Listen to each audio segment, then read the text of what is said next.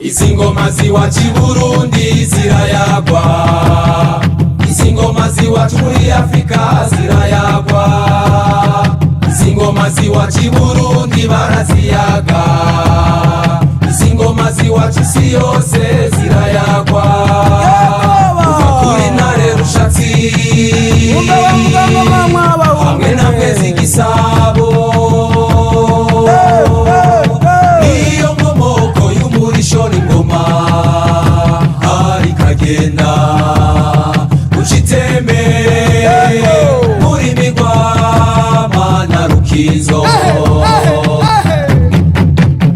Du 13 juillet 2024, l'ambassade du Burundi en RDC a célébré son 62e anniversaire de l'indépendance acquis le 1er juillet 1962 avec comme thème principal l'indépendance économique, socle de la souveraineté nationale à l'auteur du fleuve Congo. Différents autres pays africains qui ont acquis l'indépendance dans des guerres sanglantes, le Burundi a accédé à son indépendance dans la joie et la paix. La cérémonie a débuté par une messe d'action de grâce en vue de remercier Dieu pour cette journée inoubliable pour les dignes fils et filles du Burundi. En effet, la cérémonie marquant cette fête a connu la participation des honorables parlementaires, des hauts cadres de l'État congolais, des ambassadeurs du corps diplomatique et consulaire accrédités en RDC, des représentants des organisations internationales et plusieurs fils de la diaspora burundaise de Kinshasa et de Brazzaville. L'ambassadeur plénipotentiaire du Burundi, M. Agricole Mwamba Pemba, accrédité en RDC, lors de son discours, a expliqué de manière concrète et inspirée, en rapport avec les thèmes de cette journée, la vision du Burundi, de les grandes opportunités d'investissement que regorge ce pays. Il faut savoir que le Burundi a une population jeune, courageuse, résiliente et instruite qui constitue une main-d'œuvre forte. Le Burundi a des ressources d'énergie non encore exploitées, des ressources minières non exploitées et entre autres de nickel, uranium, coltan et autres. Un patrimoine culturel, historique et naturel très riche, indispensable pour le projet dans le secteur du tourisme.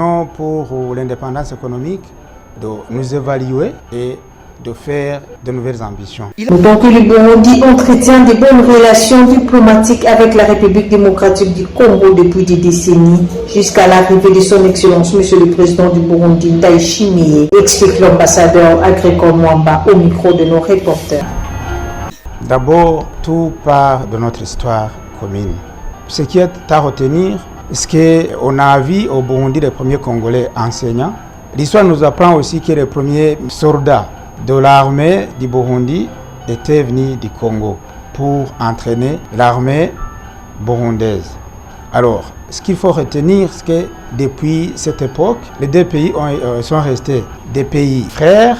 Vous ne trouverez nulle part où il y a eu de chamailles si les frontières burundo-congolaises. Profitant du thème de cette année, l'ambassadeur du Burundi a clôturé son discours en exhortant quiconque congolais ou autres partenaires étrangers de venir explorer les opportunités d'investissement au Burundi. Et il a assuré son engagement et sa disponibilité à accompagner quiconque dans cette démarche de découverte de nouvelles opportunités d'affaires qui présente le Burundi. Signalant que cette cérémonie a été une bonne occasion pour le Burundi d'exposer sa culture par des pas de danse et chants burundais. Et pour tout couronner, un dîner de prestige a été servi à l'honneur de tous les invités.